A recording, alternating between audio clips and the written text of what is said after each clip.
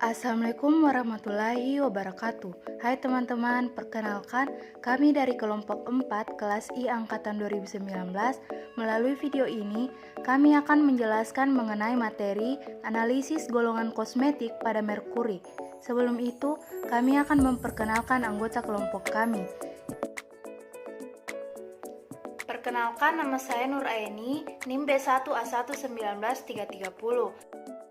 Perkenalkan, nama saya Nala Faradila dengan NIM B1A11939. Perkenalkan, saya Dinda Johania dengan NIM B1A11936. Perkenalkan, nama saya Septian Saputra dengan NIM B1A119379. Perkenalkan, nama saya Karisma Yanti dengan NIM B1A1194405. Pokok pembahasan yang akan kami bahas yaitu pertama, teori umum, kedua, dampak merkuri bagi kesehatan, ketiga, aturan penggunaan merkuri sesuai BPOM, keempat, contoh kasus penggunaan merkuri pada kosmetik, kelima, hasil penelitian dan kesimpulan, dan yang keenam, saran bagi pengguna yang baik dan aman. Saya akan menjelaskan tentang teori umum. Definisi kosmetik secara umum, yaitu kosmetika berasal dari kata kosmein dalam bahasa Yunani yang berarti berhias. Kosmetik merupakan bahan yang dipakai dalam usaha untuk mempercantik diri, dahulu diramu dari bahan-bahan alami yang terdapat di sekitarnya. Sekarang kosmetik dibuat manusia tidak hanya dari bahan alami, tetapi juga bahan sintetik untuk maksud meningkatkan kecantikan. Selanjutnya, definisi kosmetik menurut BPOM nomor 19 tahun 2015, yaitu kosmetika adalah bahan atau sediaan yang dimaksudkan untuk digunakan pada bagian luar tubuh manusia, seperti epidermis, rambut, kuku, bibir, dan organ genital bagian luar, atau gigi dan membran mukosa mulut, terutama untuk membersihkan, mewangikan, mengubah penampilan, memperbaiki bau badan, melindungi atau memeliharakan tubuh pada kondisi baik. Selanjutnya, definisi merkuri. Merkuri atau yang lebih dikenal dengan air raksa adalah unsur logam transisi yang berbentuk cair dan mudah menguap. Merkuri merupakan bahan kimia yang digunakan dalam krim pemutih wajah. Penggunaan merkuri pada kosmetik pada awalnya berupa krim merkuri inorganik dan salep sebagai antiseptik. Penggunaannya sendiri harus dipantau dan tidak sembarangan. Kandungan yang terdapat di dalam merkuri seperti merkuri aminiasi, iodid merkuri, merkurous klorid, merkurous oksid, dan merkuri klorida. Selanjutnya, dampak merkuri pada kosmetik. Merkuri termasuk logam berat berbahaya yang dalam konsentrasi kecil pun dapat bersifat racun. Pemakaian merkuri dalam kosmetik krim pemutih dapat menimbulkan berbagai hal, mulai dari perubahan warna kulit yang akhirnya dapat menyebabkan bintik-bintik hitam pada kulit, alergi, iritasi kulit, kerusakan pada susunan saraf, otak, dan ginjal, dan pada gangguan perkembangan janin, bahkan paparan jangka pendek dalam dosis tinggi dapat menyebabkan muntah-muntah, diare, serta merupakan zat karsinogenik atau menyebabkan kanker pada manusia. Materi yang akan saya bawakan yaitu aturan penggunaan merkuri pada kosmetik sesuai BPOM.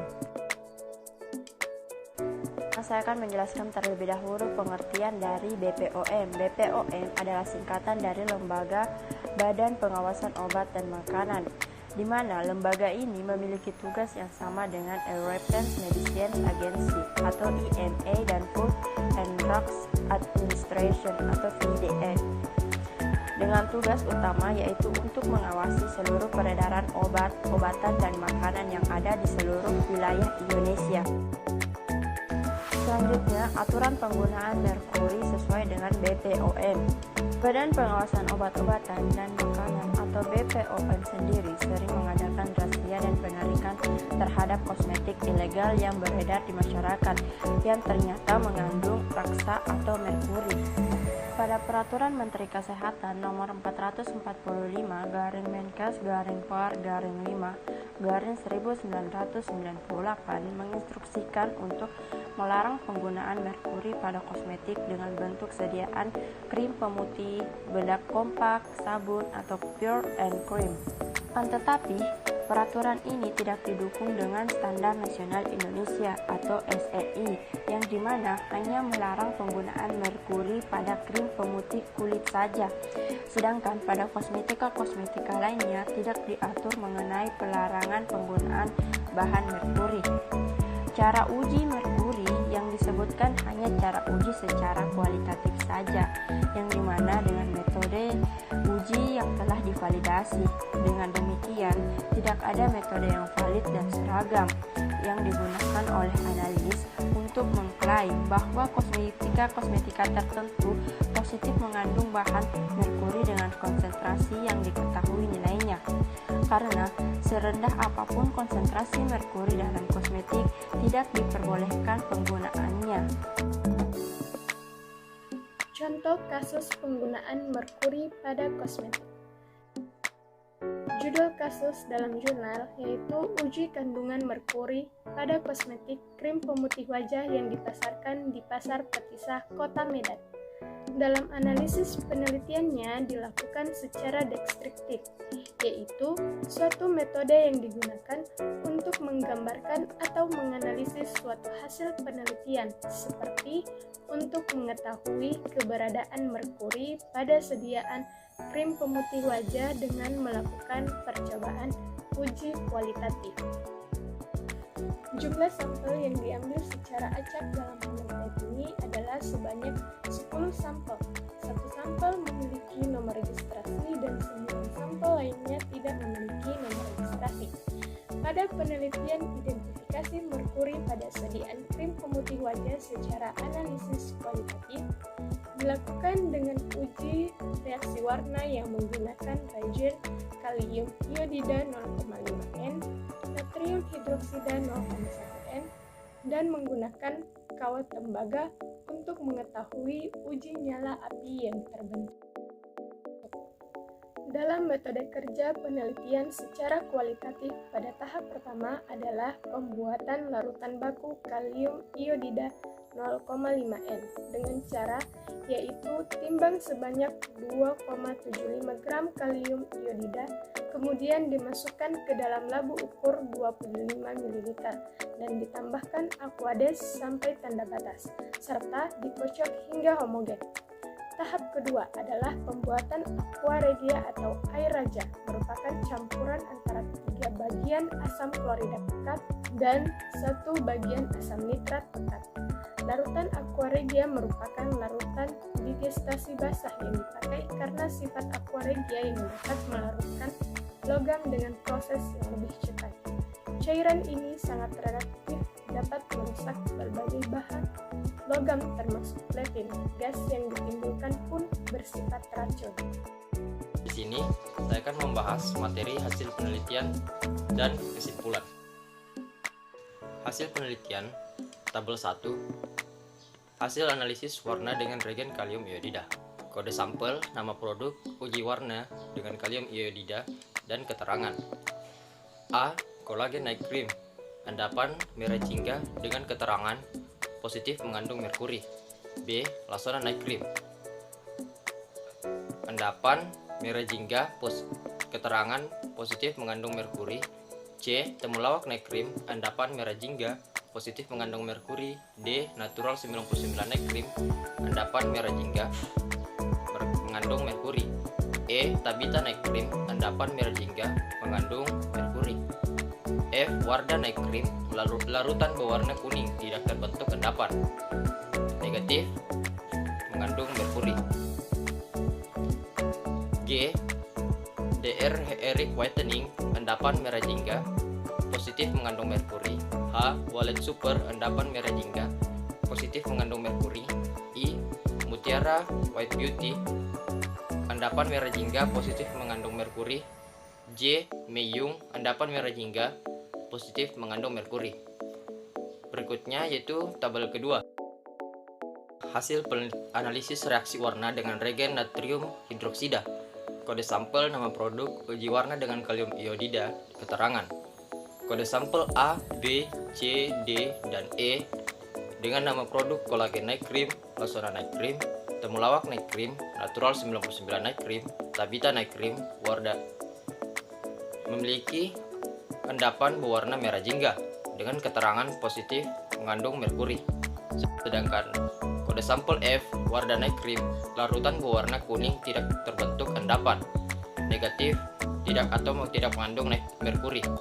Sedangkan G, H, I, J, DR Eric Whitening, Wallet Super, Mutiara White Beauty, Meyung, endapan merah jingga dan keterangan positif mengandung merkuri. Tabel 3, hasil analisis reaksi dengan regen natrium hidroksida. Kode sampel A, Kolagen Night Cream, endapan berwarna hitam, keterangan positif mengandung merkuri. B, Lasona Night Cream, endapan berwarna kuning, positif mengandung merkuri. C, Temulawak Night Cream, endapan berwarna hitam, positif mengandung merkuri. D, Natural 99 Night Cream, endapan berwarna hitam, positif mengandung merkuri. E, Tabita Night Cream, endapan berwarna hitam, positif mengandung merkuri. F, Wardah Night Cream, larutan berwarna jernih, tidak terbentuk endapan, tidak mengandung merkuri. G, DR Eric Whitening, Wallet Super, Mutiara White Beauty, Meyung, semua itu endapan berwarna hitam dan positif mengandung merkuri. Tabel berikutnya itu tabel 4, hasil uji nyala dengan menggunakan kawat tembaga. Kode sampel nama produk uji nyala pada kawat tembaga, keterangan. Kode sampel A, Kolagen Night Cream, terbentuk nyala api berwarna hijau, keterangan positif mengandung merkuri. B, Lasona Night Cream, terbentuk nyala api berwarna hijau, positif mengandung merkuri. C, Temulawak Night Cream, terbentuk nyala api warna hijau, positif mengandung merkuri. D, Natural 99 Night Cream, terbentuk nyala api warna hijau, positif mengandung merkuri. E, Tabita Night Cream, terbentuk nyala api warna hijau, positif mengandung merkuri. F, Wardah Night Cream, tidak terbentuk nyala api atau negatif, tidak mengandung merkuri. G, DR Eric Whitening, terbentuk nyala api warna hijau, positif mengandung merkuri. H, Wallet Super, terbentuk nyala api warna hijau, positif mengandung merkuri. I, Mutiara White Beauty, terbentuk api warna hijau, positif mengandung merkuri. J, Meyung, terbentuk nyala api warna hijau, positif mengandung merkuri. Yang saya akan bahas berikutnya yaitu kesimpulan. Berdasarkan hasil penelitian yang telah dilakukan di Laboratorium Terpadu Institut Kesehatan Helvetia Medan dengan cara analisis kualitatif merkuri dengan regen kalium iodida, natrium hidroksida, dan menggunakan kawat tembaga untuk melihat uji nyala api, dapat disimpulkan bahwa dari 10 sampel krim pemutih wajah yang dijual di pasar Betisa, Kota Medan, telah diteliti 9 sampel krim pemutih wajah positif mengandung merkuri dan 1 sampel krim pemutih wajah negatif mengandung merkuri. Di sini saya akan menjelaskan tentang saran bagi pengguna yang baik dan aman tentang merkuri yang terdapat dalam kosmetik.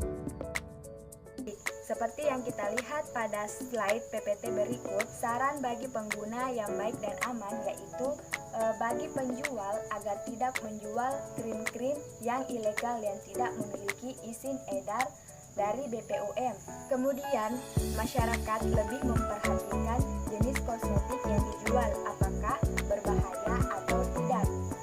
Yang kedua, bagi instansi terkait, agar lebih meningkatkan pengawasan tentang peredaran kosmetik ilegal di kalangan masyarakat, kemudian melakukan penyuluhan di kalangan masyarakat untuk mencegah peredaran kosmetik ilegal yang berbahaya. Yang ketiga, bagi konsumen, disarankan kepada konsumen agar lebih berhati-hati dalam memilih kosmetik pemutih wajah, khususnya kosmetik yang tidak memiliki izin edar BPOM, mengingat bahan berbahaya yang terkadang dalam kosmetik pemutih wajah yang membahayakan kesehatan. Ciri-ciri kosmetik ilegal lainnya dapat dilihat dari bahan yang terkandung dalam kosmetik, seperti sejumlah bahan-bahan kimia berbahaya banyak terkandung pada kosmetik palsu, diantaranya itu merkuri. D. Jika kita menemukan merkuri dalam suatu kosmetik, maka kosmetik tersebut kemungkinan besar tergolong ilegal atau palsu. Sekian, itulah penjelasan mengenai analisis golongan kosmetik pada merkuri dari kelompok kami. Lebih dan kurangnya mohon dimaafkan. Wassalamualaikum warahmatullahi wabarakatuh. Terima kasih.